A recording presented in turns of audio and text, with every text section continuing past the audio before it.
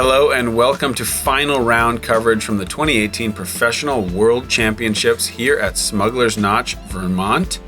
We are BigSexy Commentary. We are excited. This is the round we've been waiting to cover. This is all the excitement wrapped up.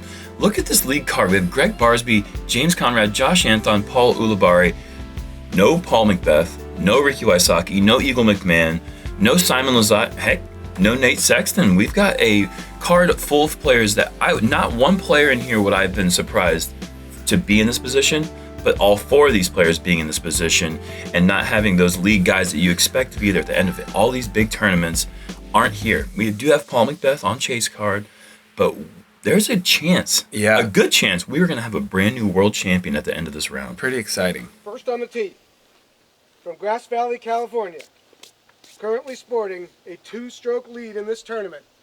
Let's hear it for Gregg Barsby. All serious, but then a little smile at the end. Yeah. Barsby's been on his focus all weekend. And I saw in the comments, somebody claimed this thing's a Thunderbird. Okay. I would believe it by the way it's been flying. So this hole, you got to get across this bushy area. Oh, shoot. Is that down early enough? It is. Yep. Well, that maybe a little nerves there, and who could blame him?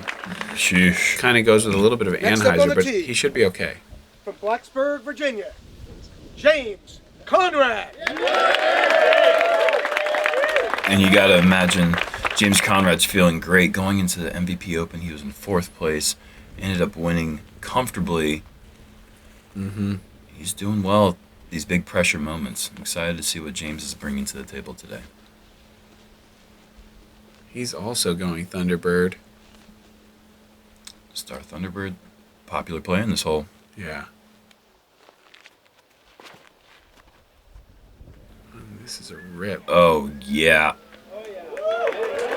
That is a statement shot there from James. Huge tee shot in hole On the 1. tee, from Rio Linda, California, Josh Anthon. Josh Anthon, who has taken 2nd place 3 times at the World Championships. And that just clears inbounds. It was 3 years in a row. We're completing our 4th, from Show Low, Arizona. Let's hear it for Paul Ulibarri. Another player who has taken 2nd place at the World Championships and has also led the Pittsburgh World Championships or the Portland World Championships most of the way.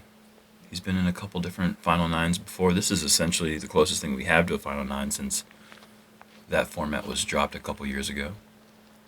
And this is more how you would expect the shot to look. A little bit of hyzer, right up into the middle. He's going to like that. So Josh, fortunate to get in bounds. And this is kind of getting away from him too. Yeah, that is so far away to be for a player like Josh who wants to throw a backhand from there. There's very low ceiling and a lot of tricky angles. Oh, that is a ton of hyzer. That's honestly, that's fortunate to be in bounds. Oh, incredibly fortunate. It needed to hit those branches just how it did. That was tracking OB in my mind. Something like that might be a good nerve calmer. Mm-hmm. You throw 2 really bad shots and you get away with them both times. Mm-hmm. Great shot. Yeah. Right up there to 20 feet for the birdie. This is all James has left. That's the reward for that huge drive. He just can go easy putter. So this is floating a bit. Oh my gosh. Oh, no. That just barely drifted OB. That is a big time miss too. If you ever start finding yourself thinking disc golf's getting pretty easy for me, just get on the lead card Final Day Worlds. It gets harder quick. Oh, he knows it. Yes. Poor drive. Pretty decent approach, but huge putt. That's what he does. Oh, man, yes, he does. No doubt. James for par. Able to stick that. That would have been a disaster with that tee shot to not get away with it par at worst. Well done. Here's Yuli for a birdie. Perfect.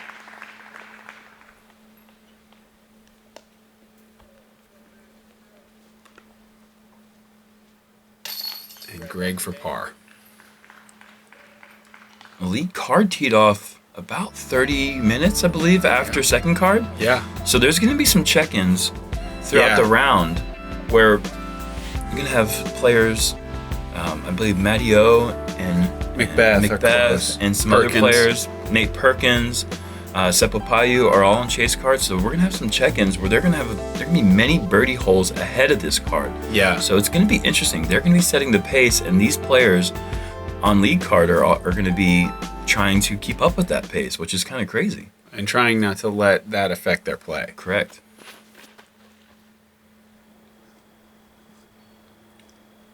Josh making hole 2 look very easy. Right up the middle with the putter. Beautiful shot.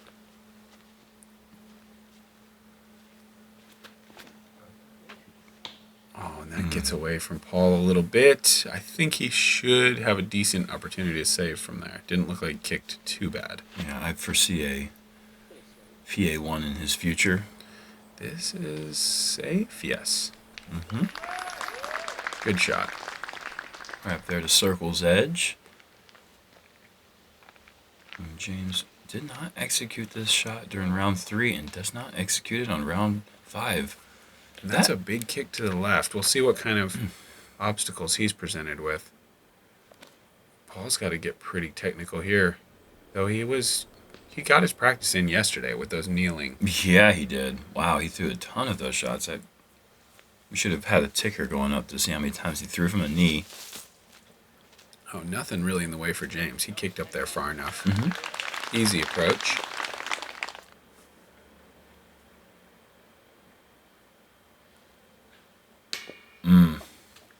That was a short arm from Gregg. You could see he normally has full extension, and that was a quick snap back on that release. That's a great putt there for Paul to save par. That was huge.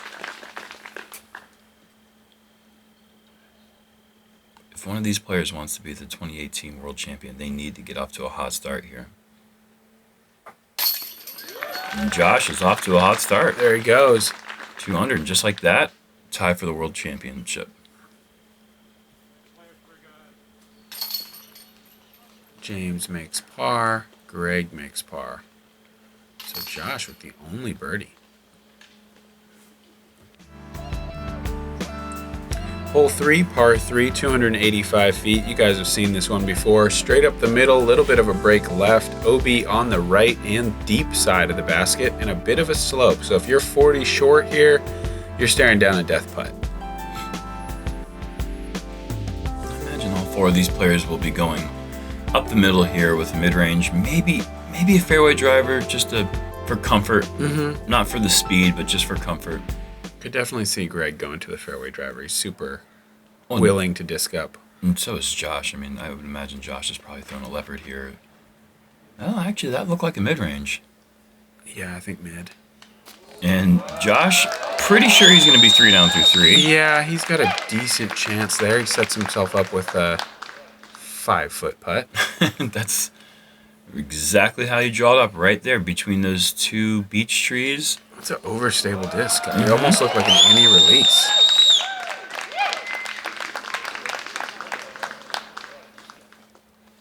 Josh is known for getting full flight out of his disc selection. And this is a little wide. Can it sneak inside? No. Just catches the outer edge. And that's that spot. That's a scary place because it's the final day of the Worlds. Can he really lay that up? I don't know. But if he goes for it, it's a big risk. Where did that go? And Gregg does go with the eagle, but kicks super hard left. Okay. And James going with the AVR. Needs to get overstable, and it does. Yeah, edge of circle. Yep. That's a good tee shot. And Gregg having a safe par now. He's got some distance to get to the pin, and Nice shot. Really good recovery shot there. Maybe he can lay this up. I don't know. What do you think? I think you have to lay it up. It's just too early. There's too many holes. It's just too that was- punishing to miss that shot. That was a bit longer than I thought it might be. James gives it a little bit of extra oomph. He felt like it was maybe a little bit short out of his hand. Gave his foot a little bit of a kick, it seemed like. Gave it just enough momentum to get over the rim. Nice save by Gregg there. And Josh, new leader at the World Championships through 3 holes. Yeah, I gotta imagine a little bit of stress creeping in for Gregg. He knows he needs birdies, and they haven't been coming just yet. Hole 4, par 4, 620 feet. The preferred landing zone is on the right. You can see it kind of off to the right of the frame here. You're gonna throw over the OB area, hit that landing zone, try to avoid the one bush that could really stymie you there on your approach shot. And then you're gonna throw either forehand or turnover putter or mid-range likely into this beautiful green. Again, OB wrapping all the way around the green, so you gotta make sure you get close. Be careful you don't hit those rocks and take a bad roll. I'm curious if Gregg's going to go with that sidearm play. I feel like that's a much scarier option off the tee. Josh going with a slight Anheuser. This is looking great. It's exactly what you want right there to the thick of the fairway. And that bush that could be in the way is nowhere close to being in Josh's way to the basket, so he's going to have a nice approach to the pin.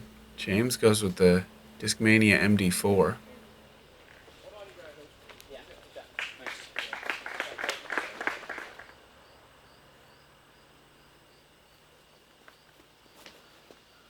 Basically, the rule of thumb with James Conrad is anytime you are going to throw a driver, he's going to throw a disc down. Oh boy, Paul goes too high. Yeah, James is fantastic with the putters and mids. Paul's too high. Heiser's OB. Should be very savable. And look, Gregg is going for the forehand play, and this is such a scary play, but he does clear the trees in his inbounds. Man, that takes some trust to go around that tree, because you touch any part of those leaves and you are dropping straight OB. Yeah. It is a huge risk. I think Uli's in trouble here. Oh, yeah. That was not his best effort. Luckily, settles inbounds, but a long putt for par. And this is one of the easiest holes on the course. It's got to be. It plays actually not as easy as you might think. It's tied for actually hole 3 at the 10th easiest. Okay, so it's middle of the road. A lot of out of bounds, I suppose. Yeah. And Josh kind of hangs it out too, but it gets in there pretty close. Showcasing that dual thread ability there with a nice long forehand approach. And Gregg's got nothing in the way here. It's just hung out a little bit high. It's inside the circle, but a nervy putt. Oh, yeah. Any putt's going to be nervy. This is the last round of World Yeah, Championships. but once you get inside 15, things get a little easier. Sure. Oh, man, great effort there. Yeah, no kidding. Gregg from 30. Great stroke there. Barsbarian's getting fired up.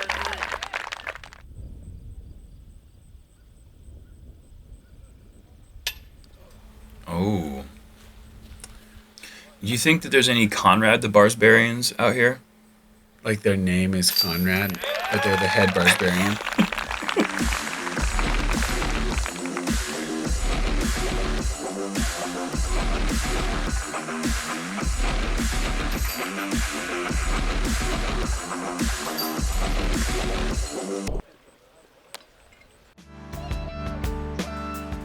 Hole 5, Oh, jeez. par 3, downhill 445 feet. This one is very treacherous. You've got to throw overstable driver, hard, ideally kind of low, but just barely missing these trees so you can stay below that ridge, because if you hit on top of that hill, you're obviously skipping left into the OB rocks or water. Also, there's OB right behind the pin, so if you try to go too big, you can go OB long. And this is actually taking the place of that hole 16 held true for the rest of the event as the second hardest hole,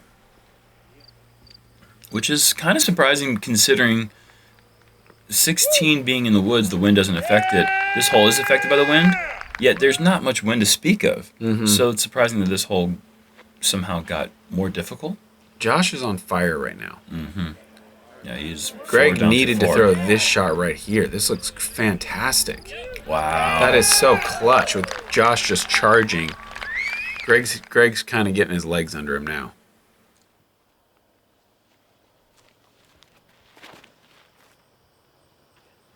Man, these guys are filleting this one. Get left. Yeah, that was just hung out Oh, wide. I thought it was going to get overstable. Shoot. Stays OB, but it went OB fairly late for the right miss. And this is maybe too high, but maybe overstable enough. Yeah, it's overstable. That needs to sit. Those rocks are OB. And that's OB very early, so he's going to have a super long putt. James with the save shot there. Nicely done. And Paul's got to make this. This is a putt. This is a scary putt, but you have to make this. Oh, man. And he's going to be dropping another 2 strokes to Josh, the leader. And Barsby, second place. 5 down through 5. Incredible. That's a player who wants to right the mistakes that have been made in the past. He looks focused. He looks determined.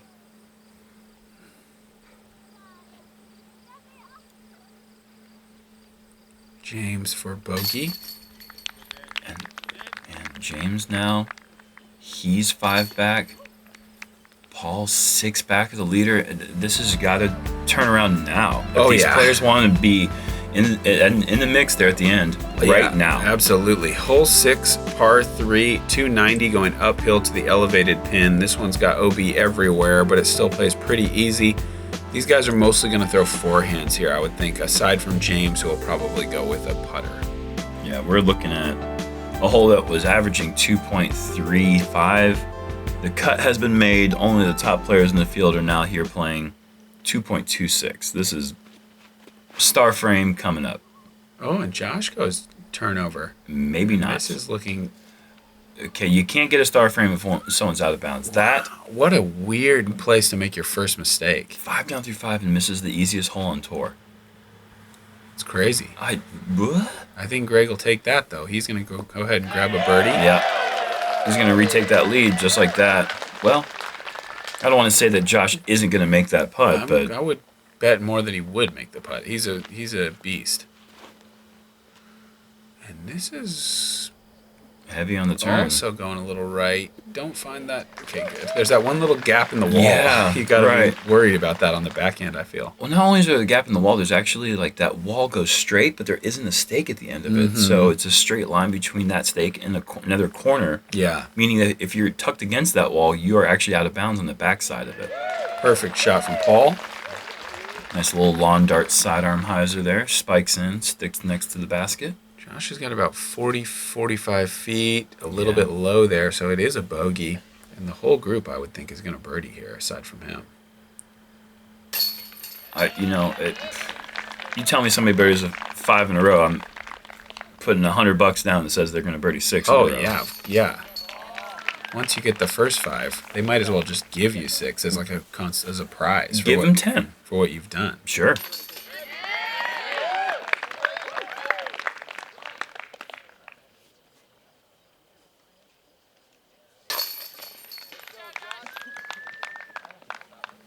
Wow. Hole 7, par 5, 1,225 feet. This starts a stretch of 3 holes that are some of the hardest on the complex. I would venture to say the player that gets through here the cleanest is going to be really well positioned to coast home if he can keep his, obviously there's plenty of still challenge coming, but this is going to be a really important stretch. This is essentially Amen Corner right now. We've got some big holes. We've got tons of out of bounds, and it's just imperative that you keep your disc true and down the center of the fairway, and you make putts. Yeah, so this hole, you've either got to make a decision. Are you going to go over the ravine, or are you going to lay up short of the ravine on your first? We were dealing with a decent headwind. I don't know if these guys have it. It looks like it's not too bad. Gregg going with a huge forehand. This should easily make the landing zone. Well, maybe not easily, but it's there. Yep. That's a good shot. Shifts the pressure to the other guys. James with a mid-range, you got to think he's playing short. And he is. Some conservative golf there. And that's a good angle over there. Should be able to go big hyzer from there. What were you calling that landing area? The bean? The bean. The bean. He should be able to attack the bean from there. And Ulibarri, is that good? Yeah. Nice. Last time we saw him for that shot, he drifted just a bit too far right, caught the limbs and dropped out of bounds. This time he is across and safe. And Josh playing short as well. I find this to be kind of interesting. We're talking about how we've made the cut. The best players in the field are the ones that are playing still. This hole got harder.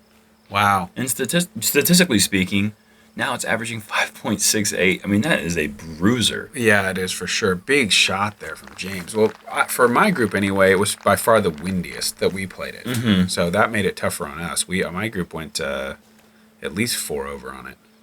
Yeah, we had some... Josh going big, wide shot. That's nice. That's all the distance he's looking for. Yep, that put him in position to probably have the distance to get to the pin in his third shot. Yeah. That needs to stay straight. This is high. This is drifting. This needs to get bean. down. He's got the bean. Is that what he's going for? Yep. Okay. There's a little area of the fairway that kind of pops out to the left that we've affectionately started calling the bean. This is flying over the bean, but he's going to duck right at the bean. Great shot there from Gregg. I just wasn't sure if Paul had driven past it.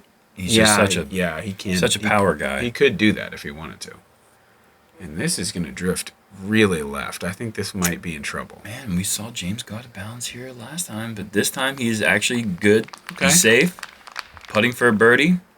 That's big. Oh, and Josh has got plenty of distance to get to the pin from here. Uh-oh. Does it have the finish? It looks like it. Oh, no. So close, but no. What? It was going to finish. But Not only was it going to finish, it looked like it was going to be parked. That is a terrible branch for Josh. And this is really flipping over, but it's got a hard finish. No trees over here. Is it OB deep? Yes, it is. Wow. And that was an opportunity for Gregg to take a big time advantage. And wow. Well, now opportunity for our other two players who had fallen back just a little bit. See if anybody can stick it close here. It appears like the answer's no. I mean, that's close-ish, I guess. 40 maybe. I mean, not only is this an opportunity for these other two guys, this is an opportunity for chase card. Absolutely. So that's going to be a bogey. Wow, and it just looked like he was set up perfectly for birdie. James looked like he was set up perfectly for birdie. Barsby the same, and just look at this hole just showing its teeth. Which, just remind, let's go back to round 1. Calvin had a tap in for 3. Yeah. It boggles the mind, absolutely. Oh, Barsby off to the left side for his par. I mean, this hole is tearing this card up, and Paul off to the chains. Man. Wow. It looked like we were set up for 3 easy birdies. Yeah. Not the case. James is able to get his par, but the other 3 guys are going to be taking bogeys. And maybe that's something that James needed to get back into it a little bit, just get his confidence up. Oh, Paul. Yeah, Uli never won OB. Okay. He had that for birdie. He actually had the best birdie look. Hole 8, par 4, 675. This is a really tough hole to attack. If you want to attack it, though, you got to go super high backhand turnover, and then kind of your choice of shots up to the green, although it is a huge shot. If you can get all the way up there. The problem with this hole, I feel, is just that the green is so small. Like, you have to approach from so far, and it's a little bit uphill. It's just 2 crushes to get there. It's 2 huge crushes. Fortunately, this Vermont turf has been gobbling these discs up. Not much skip, so if you do come in with a big sidearm or an Anheuser or whatever, typically you can trust that your disc is going to pretty much sit exactly where it hits. Beautiful shot from James, way around the corner. If it were a fast green and the slope that it has, I would say, yeah, this is just way too small to really expect players to go for in two. I mean, there's only so much you can do off the tee here. As we see two beautiful shots from James and Paul. Paul a little more conservative with it, but easily around the corner in a great spot. It's going to be hard to access the pin for a birdie from there, I would think. But Yeah. Gregg with the Roadrunner. Yeah. And that's his Tour Series Roadrunner, I believe. It is. Nicely thrown.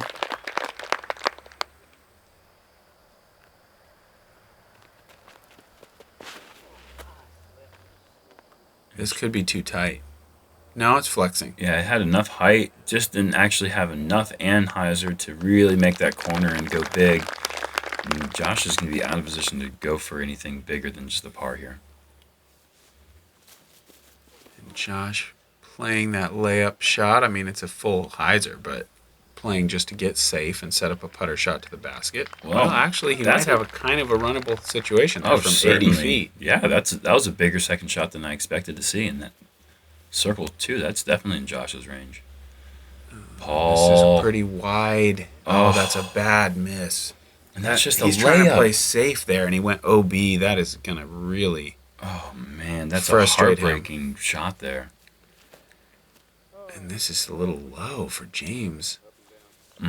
These nerves are starting to creep up. You can see that just in these shots. I mean, pretty common shots for these players to be messing up. No way. Okay. Oh, Wow. I think Gregg is going for the pin there. You have to start it out super wide. He just needed about 10 more feet of height. Mm-hmm. Yeah, no reason to throw something that flippy unless you're going for it. I mean, that's very risky. Paul's going to be able to get up and down for his 5, but that's not a bogey he needed to take there. That is... Don't. Okay, good. That sits down safe.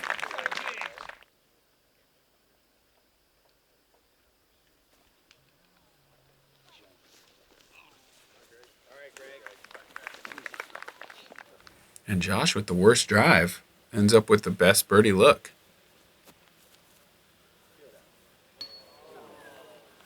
Decent effort there.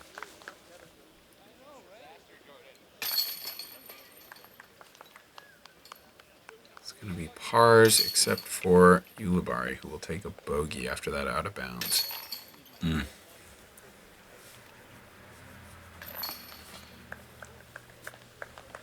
Everyone's still in it, though. 5 strokes is... You'd like to be closer, obviously. Sure. Especially when you started off 2 back. But, you know, there is some difficult stretches of this back 9. Definitely starting. I mean, this hole right here, don't look past it. Hole 9, par 3, 435, going downhill with OB on both sides. This one is one of those holes where you have to throw it harder than you would like to, considering how much out of bounds is down there. You really have to kind of get the disc up on the edge of flipping over to get enough distance to get down there. There's no real true hyzer line. So you have to definitely get on it. It's one of the hardest par 3s. That is a shank. That's OB so early. Oh, goodness. That's a disaster because he's probably by the women's tee. Man. And this is really high, but there is that collection area over there. Gotta hope it gets down. It's that roll zone, too, but... Oh, no roll. Oh, unable to get the backspin roll that we saw Macbeth get on round 3. Yeah, Gregg will be up there in a tricky spot, but inbounds is a great place to be. This is a hole where a birdie is really a bonus. Oh, Wow. That's an interesting result there. Can't tell if it's wedged in the ground or if it's leaning against that little post in the ground that I hadn't even noticed was there until this very moment. Please, hyzer. Oh, yes! Swinging down the OP line. Big shot, right to 40 feet. And if you want to put this hole close, you've got to swing it uncomfortably close to that out-of-bounds line the whole time, taking so much trust to do that. And James is leaking left here. He's going to have a long bogey putt. Yeah, he's getting maybe a little bit of that roll, but yeah, that's a scary putt for bogey. Look at Josh. He's running this. Oh, wow. Man, that was close. We saw Gregg make a similar putt in round 3. Just low today.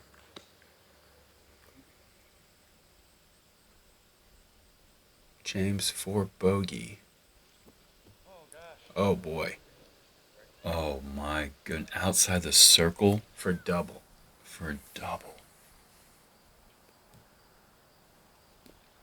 Birdie putt Yes. is home. Left hand fist pump. Here it is. There it is. Very nice.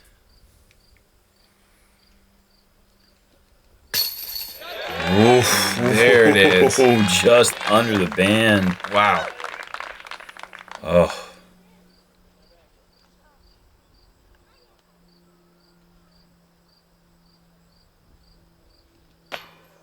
Oh, and Josh with the rare miss.